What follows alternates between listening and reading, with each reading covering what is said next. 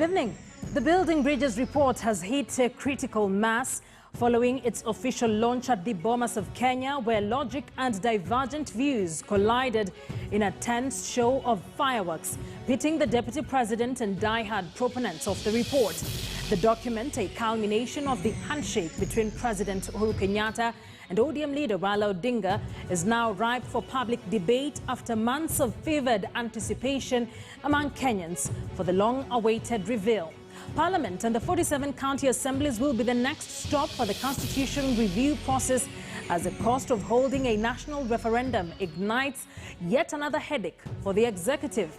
But will months of painstaking work and consultation sway the hearts of Kenyans as the political elites rally their followers to support the document?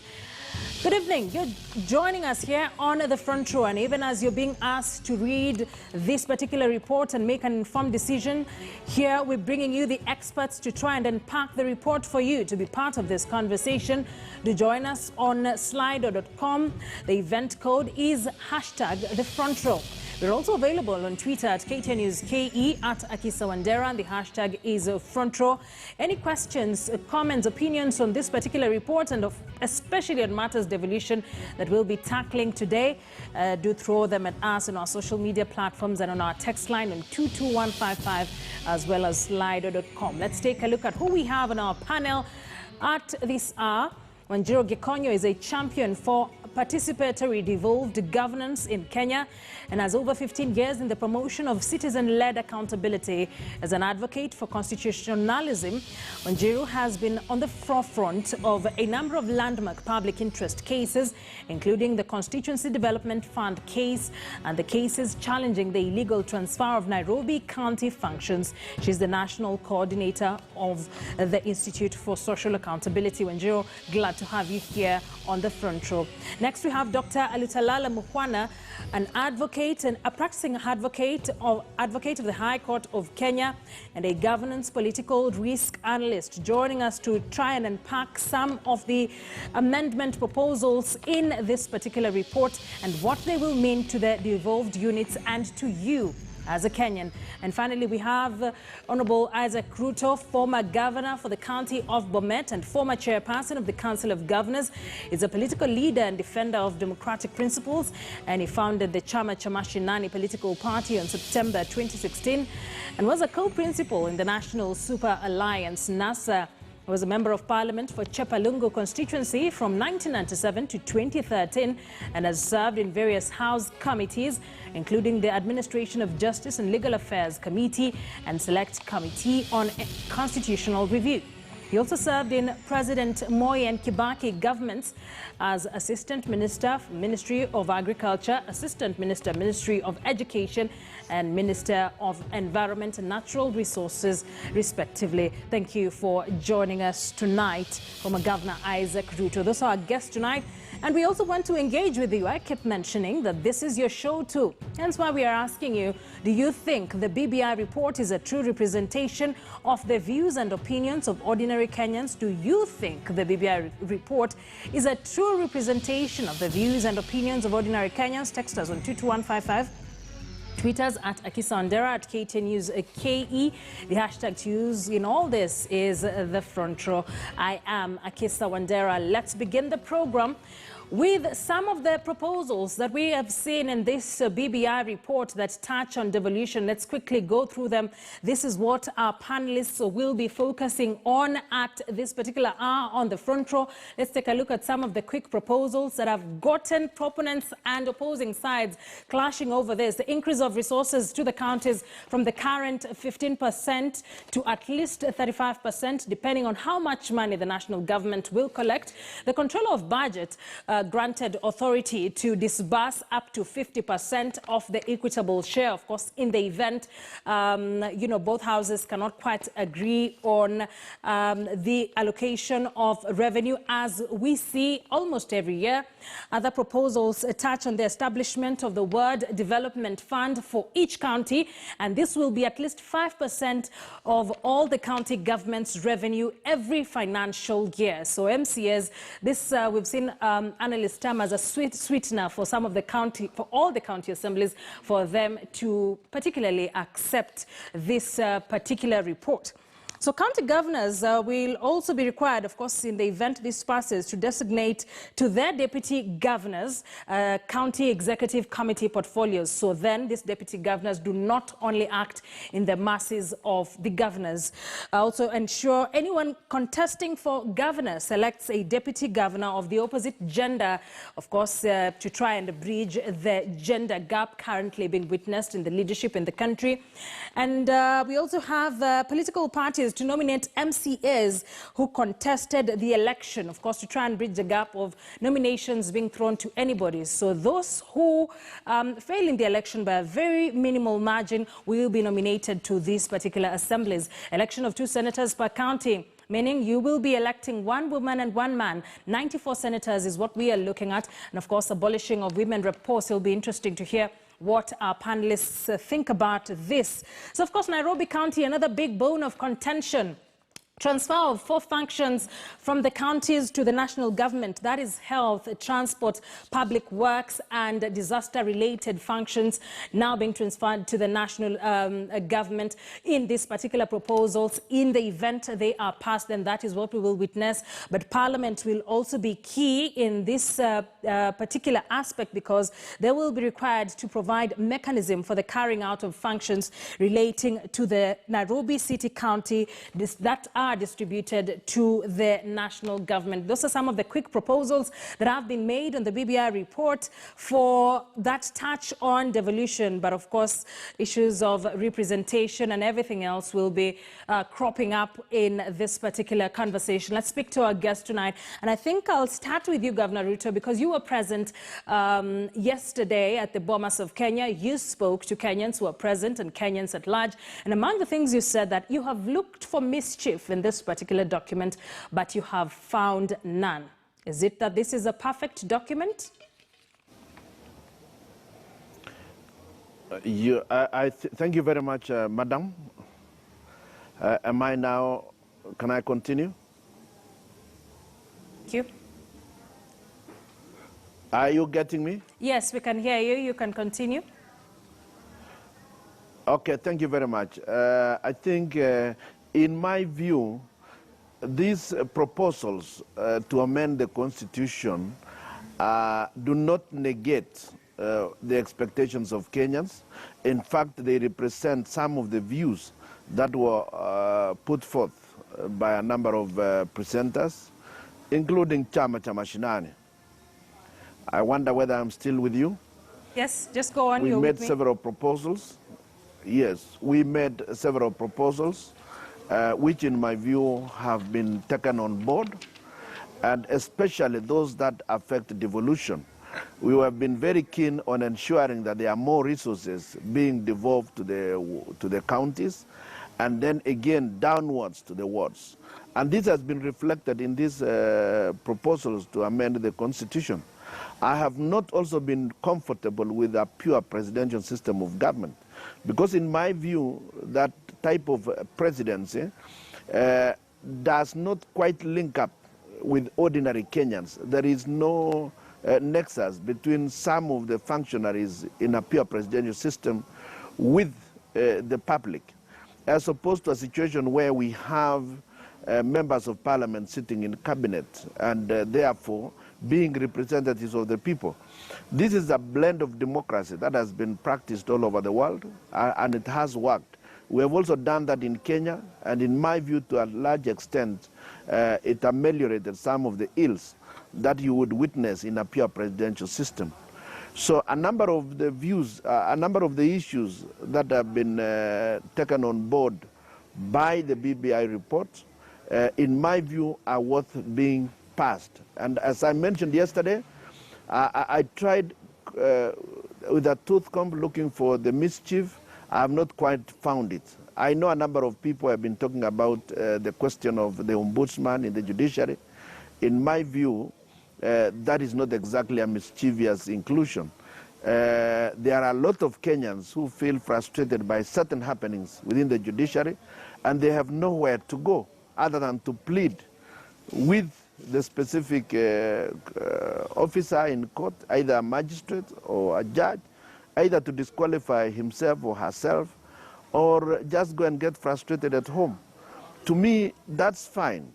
There have been indications, some people have raised questions about the police being taken closer to the national executive. I think it is a normal principle that the uniformed officers should actually be answerable to civilian authority. And that civilian authority is actually the national executive. There is absolutely nothing wrong with that. I don't think we want an institution that is a law unto themselves and yet they are armed. They have to be answerable to some authority. Okay, let's hear what the other panelists think about this particular report. You say this does not negate the views of Kenyans, and that's the only thing you have problems with as a system of governance, and we'll get to that shortly. Dr. Lutalala Muhwana, I don't know what your thoughts are on this particular report. A lot has been said, depending on what lens you're using. From where you sit, has this factored in the views of Kenyans? Thank you, Akisa, for having me. Yes. I will address the issue of these proposed amendments through the lens of Wanjiko and the commoners to whom I belong. Hello? Yes, go on, I can hear you. I lost you. We have you. You can go on. Okay, so yes, I'm saying that I'll address my concerns to this document through the lens of Wanjiko and the commoners of this country to whom I belong.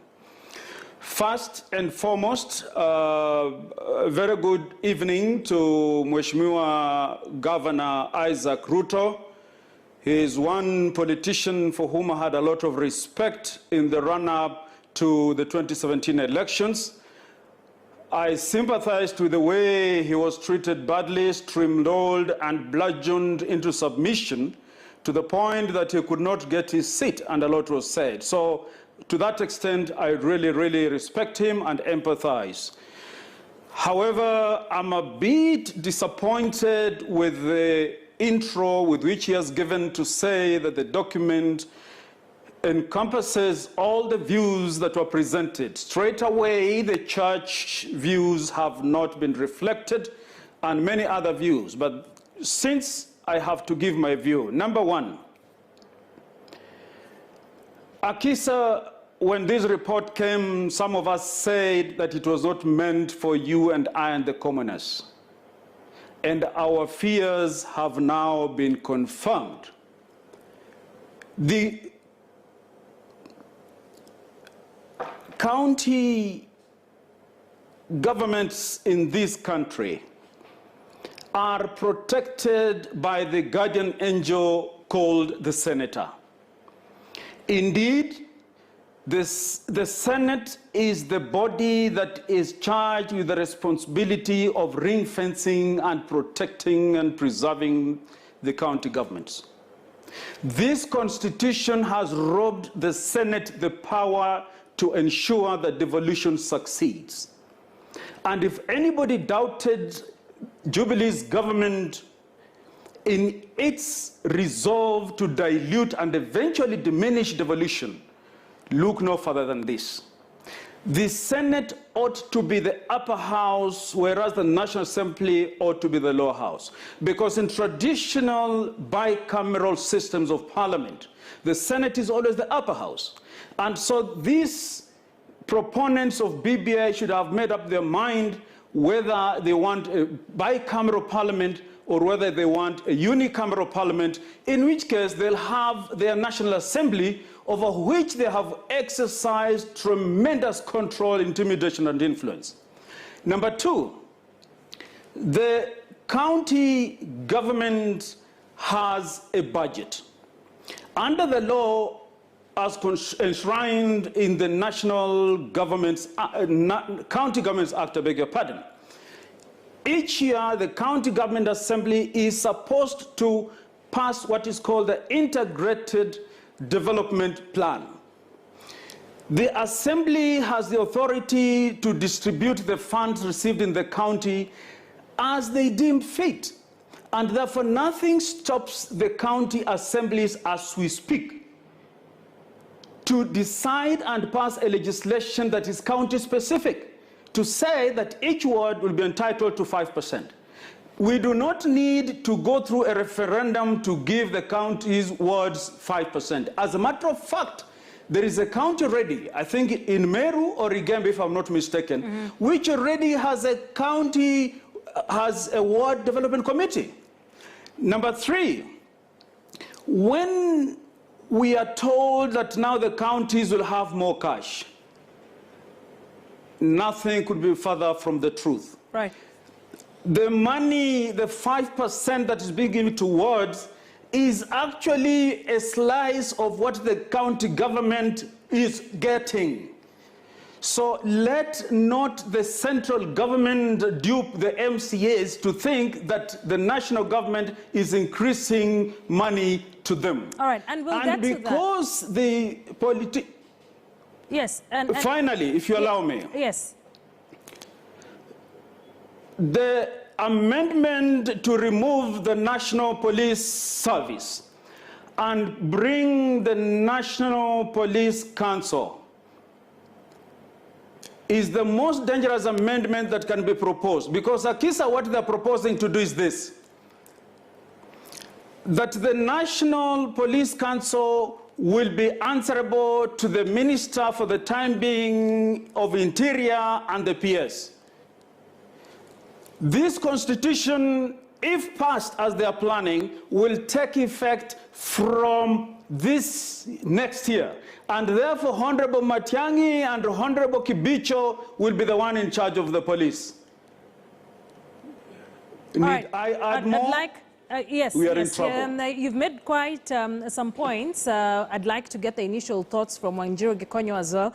We'll get into, we'll expand this conversation into more issues, but let's hear the initial thoughts. Wanjiru Gikonyo, you have said a lot throughout the BBI exercise, the collecting of views, the first time the draft came out. In fact, you're part of those that went to court to stop this particular exercise.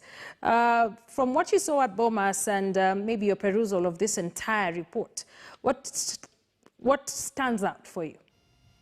Thank you so much, Akisa, and it's a pleasure to be on the panel again with Honorable Ruto and Dr. Alutalala, who I totally identify with.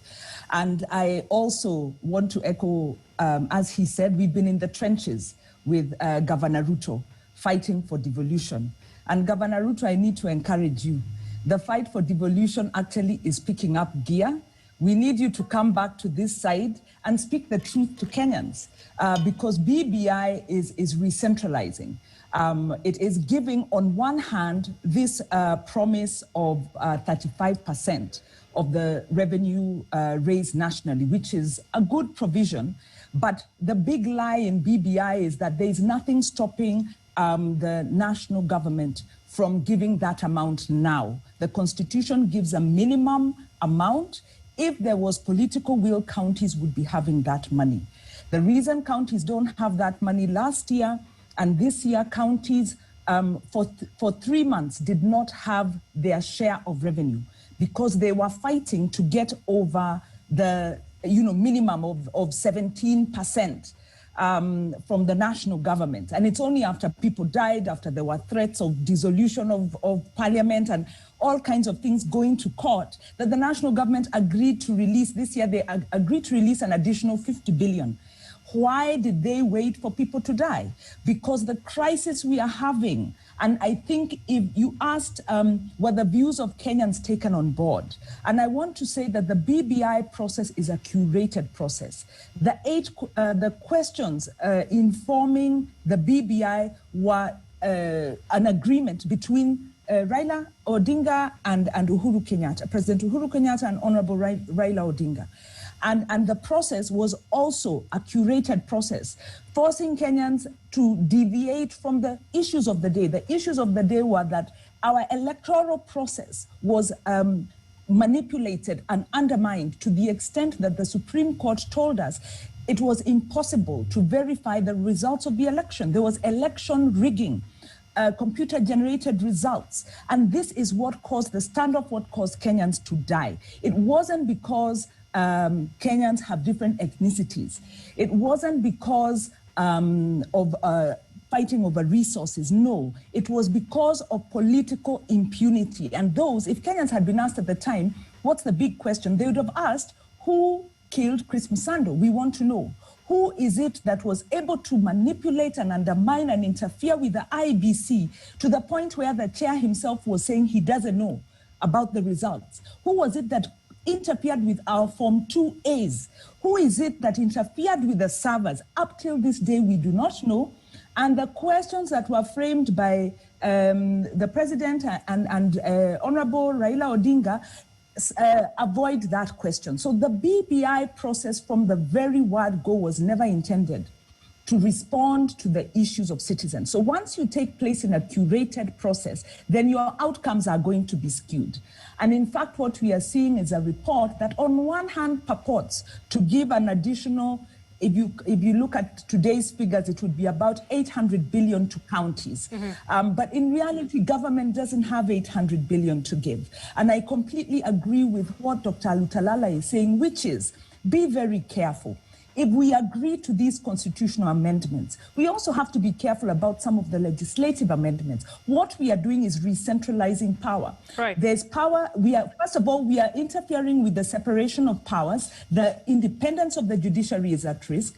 The independence of the institution of the police, of the security forces is also at risk. But further to that, we are interfering with devolution. Okay. So we went to court on the principle of basic doctrine, where we say there are some principles in the Constitution that whatever amendments that Kenyans, wish to effect, they have to respect the initial agreement. And part of those were those issues of separation of powers, distinctness of the county government, of the levels of government, the two levels of government, because if you read between the lines of these recommendations, and you have to read between the lines, because the BBI, actually, it's quite a dishonest process. Right, because one provision with another is giving a different picture. So this, no, the views of Kenyans have not been, possibly they've captured some populist issues and given those, but in meaning and intent, the will and sovereignty of the people is being subverted by this document, and we need to reject. Right, and I'm seeing a lot of comments from Kenyans already. I'll be taking a look at a number of that. We asked them whether their views have been captured. When we get back, let's narrow it down to the question of devolution and some of the proposals that have been made in this particular document. Are they for or against devolution? We'll be delving deeper into that. You're watching The Front Row. Stay with us.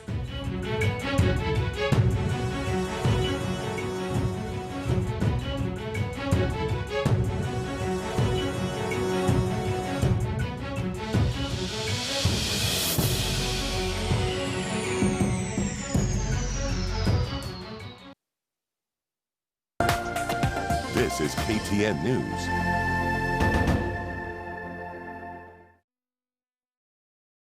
Last week, I murdered a rock, injured a stone, hospitalized a brick. Brilliant Kipchoge from Mohamed Salah. Been chopping trees. I done something new for this fight. Bad. I'm gonna show you how great I am.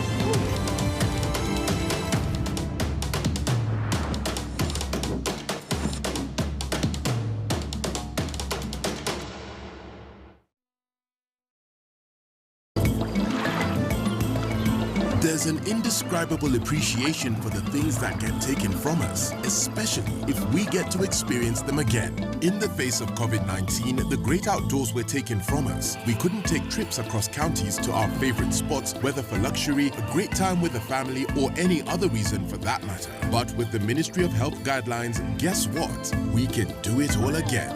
With Travelogue magazine, you can now get the latest news on the places to visit for getaways, fine dining locations, follow up on conservation projects, and stay in the know with what's happening in the motoring industry. So, with Travelogue, you have the best planner on your team.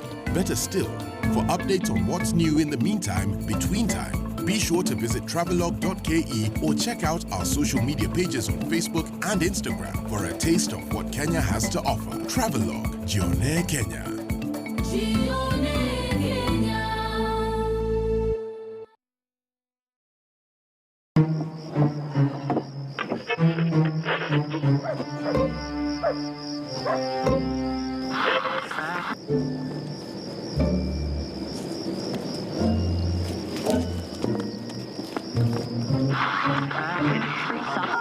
Hivyo basi simama hapo hapo tu ulipo na usisonge, usijaribu kwenda popote. Kilicho mkononi weka chini mara moja. Kama wanavyosema, siku za mwizi ni 40. Nilichokupangia na kuambia hutasahau maishani. Uko tayari? Of course. Twende kazi.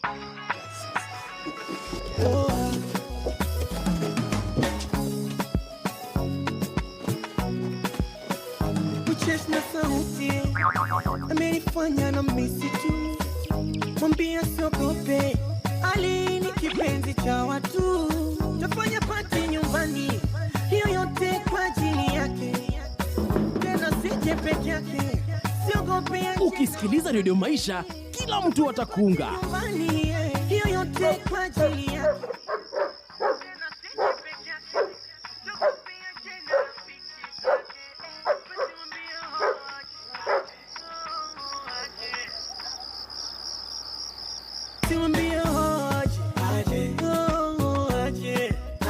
Usiku na mchana kwa vipindi bomba, mziki wa kisasa wa Kiafrika na habari za kuaminika. Hii ndio radio bora nchini. Radio Maisha, tuko mbele pamoja. This is KTN News.